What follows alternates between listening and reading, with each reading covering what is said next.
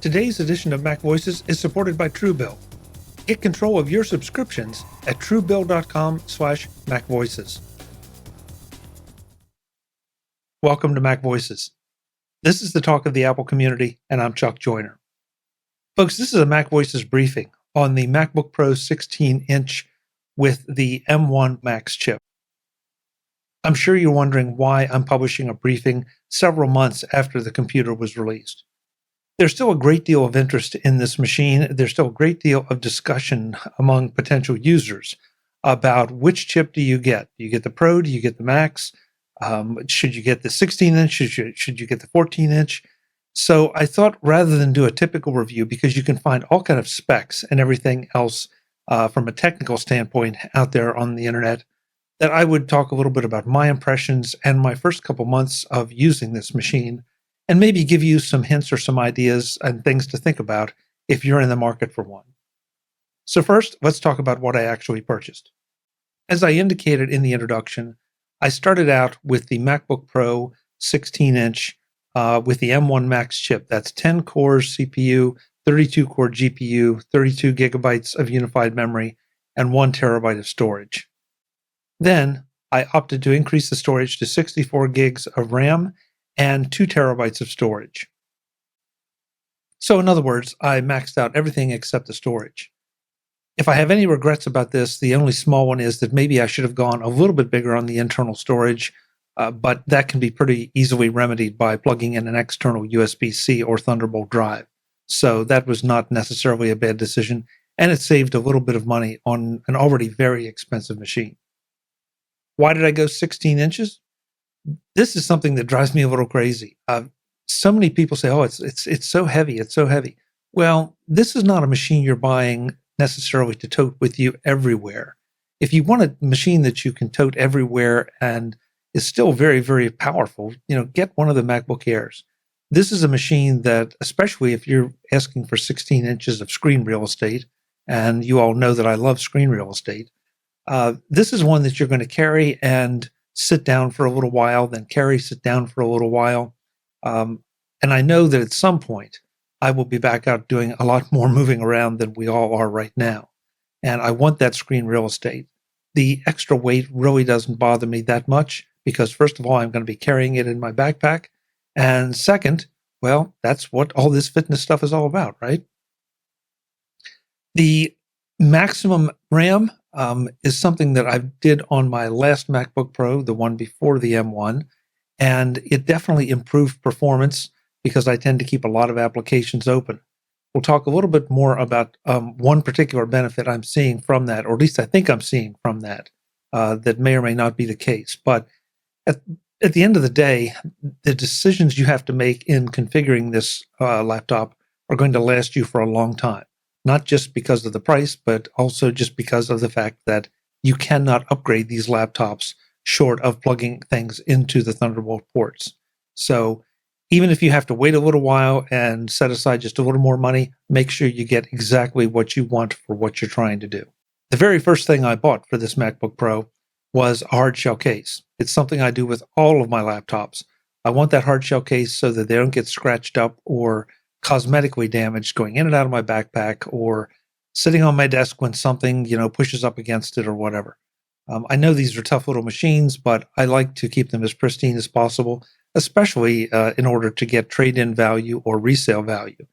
And it's a pretty cheap investment from where I sit to put a hard shell case on.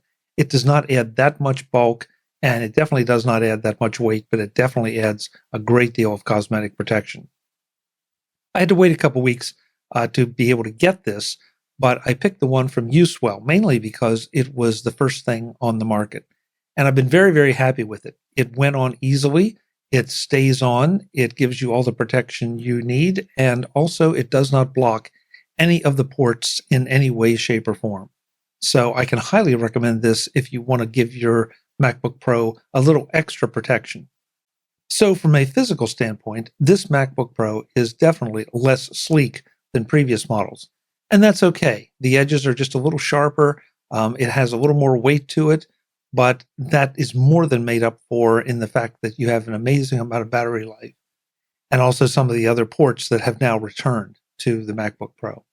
So I would tell you that within a week of carrying it around after I got the shell, of course, within a week, I didn't even notice anymore. I don't think, hey, this edge feels sharper. No, it's just fine. So don't let any of those things bother you or keep you from buying this machine.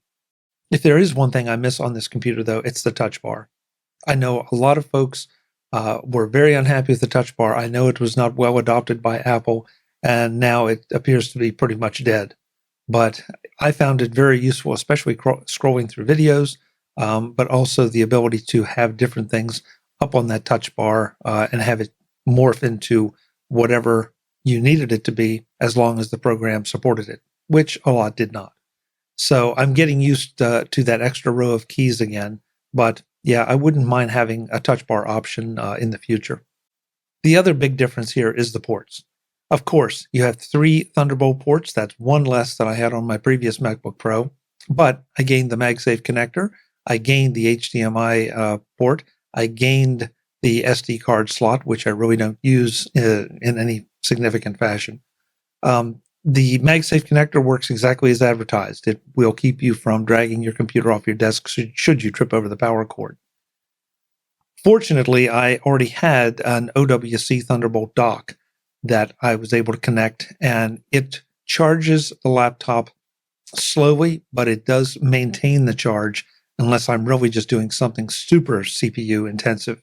So I have not had to rely necessarily on the MagSafe, but that does take up one of the Thunderbolt ports, leaving me only 2. So again, though, because it is a dock, I have a number of other ports on that dock. And of course, if you really have a need for a lot of ports, you can get a second OWC Thunderbolt dock. I've also had great luck with the Anker Thunderbolt dock as well. So still lots of connectivity options here. And I still like the fact that that those USB-C and Thunderbolt ports are so versatile, and you can plug anything into them to turn them into anything you want, including more ports. Today's edition of MacVoices is supported by Truebill. Get control of your subscriptions at truebill.com/MacVoices. The easiest way to save money is not to spend it. The second easiest way to save money is not to waste it on subscriptions that you don't really want or forgot about. That's where Truebill comes in. Truebill helps you see all your subscriptions in one place, keep the ones you want, and cancel the ones you don't, right from within the app. And your Truebill concierge is there when you need them to cancel unwanted subscriptions, so you don't have to. No arguing with humans, no difficult conversations. If you're suffering from the way too many subscriptions syndrome, there's a way out, and you don't even have to talk to anyone. Let Truebill do the work and set you free. Average users save $720 a year using Truebill. That's like found money. Start canceling your unused subscriptions at truebill.com/MacVoices. Go right now, truebill.com/MacVoices. It could save you thousands. truebill.com/MacVoices. Thanks to Truebill for their support of MacVoices.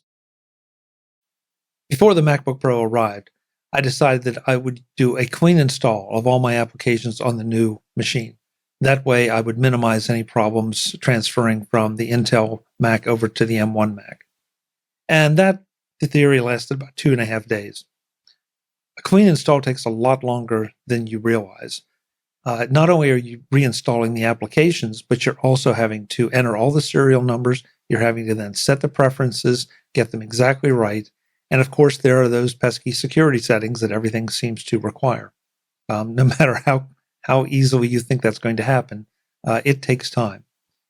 At the end of 2.5 days, I thought, this is crazy. I really want to get back and run this machine. And if I have to do another reinstall later, I will. So I took the MacBook Pro back to factory settings, reset everything, and decided to try my migration assistant. Before doing that, though, I ran Mac Updater on my old MacBook Pro to make sure that all of the applications were as up-to-date as I could get them.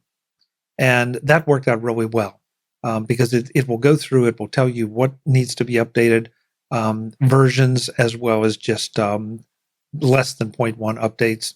So I had everything as up-to-date as I could get it, had the system software as up-to-date as I could get it, and Migration Assistant transferred over. It was done in less than an hour, and it was seamless. Now, of course, I still had to go through some of those security settings when the programs launched on the new machine, and that was annoying, but we all know that annoying means that you're safe or safer. So that was not a big problem. Had absolutely no trouble, though, with the migration assistant. Everything transferred over properly. There were one or two applications that would no longer run on the M1, even though I had them updated to the most current version. That's fine. Just keep a list of those and trash the old versions and move on. And since then, it has been smooth sailing. I have not had any trouble with this MacBook Pro. From the performance standpoint, this machine is staggering. As you know, I do a lot of video work, and that entails a lot of heavy-duty stress on the processors. And again, with no fan noise, I'm seeing just amazing improvements. I've been running some video upscaling software from Topaz on the MacVoices live files because they are relatively low resolution coming out of Zoom. And I'm trying to boost them up and make them a little more enjoyable for you to watch. Those, and this was not practical for the M1 because taking only one of those files, and usually it generates two to do that show, taking one of those files could take a day and a quarter, literally a day and a quarter to render out. With this machine, it's an overnight process. It's 11 to 13 hours, depending on exactly how long the file is. Now, that's still a long time, but again, I can do it overnight, and it doesn't tie the machine up. What's more interesting to me, though, is that I can continue to use the machine and really not notice that there's anything going on in the background and not really appreciably increasing that render time. My other machine, if it had been doing that video upscaling, I would have pretty much had to dedicate it to just doing the video upscaling and nothing else, because to say the performance would be laggy would be being kind. With this one, I can continue working and let that run in the background if I'm staying up late, or I can just set it overnight and let it run. The normal video encoding for the MacVoices shows to get them down to a manageable level to upload to YouTube and Vimeo, that used to take a good hour to an hour and 20 minutes, again, depending on the length of the show. Now it's down to about 15 minutes. So that's the kind of performance increase I'm seeing for those particular tasks.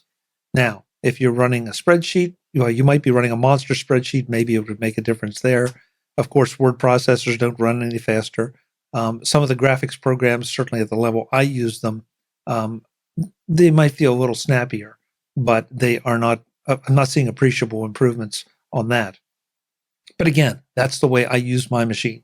You may use yours quite a bit differently, and I think that you will be shocked at the performance of this. I mentioned the lack of laggy performance when using different applications. I'm not sure if this has to do with the 64 gigs of RAM, but my old machine had 64 gigs of RAM in it, and I still had that issue. Here, I do not have it at all under any circumstances, no matter how much I have open, no matter how many Safari windows I have open. Final Cut is open, Compressor can be open, a whole lot of other things can be open, and I just don't have any problem. So I can heartily recommend this machine. Yes, it's expensive. There's no question about it. You have to figure out what you do with your machine and whether it's worth it. I've also got one of the MacBook Airs, the M1 MacBook Airs. That is a super capable machine. It does not perform as well on the video side for me, but it is a super capable machine, and I can recommend that one too.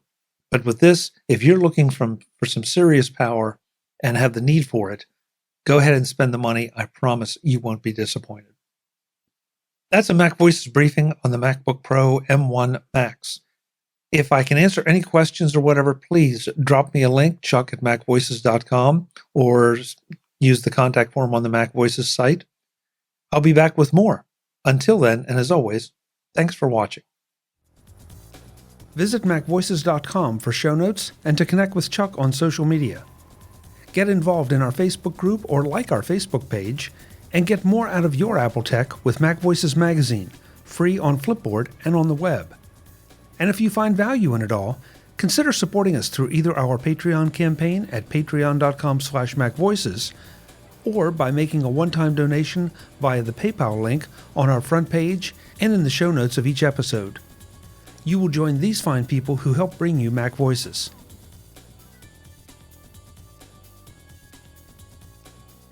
Advertising handled by Backbeat Media at backbeatmedia.com. Bandwidth provided by CacheFly at cachefly.com.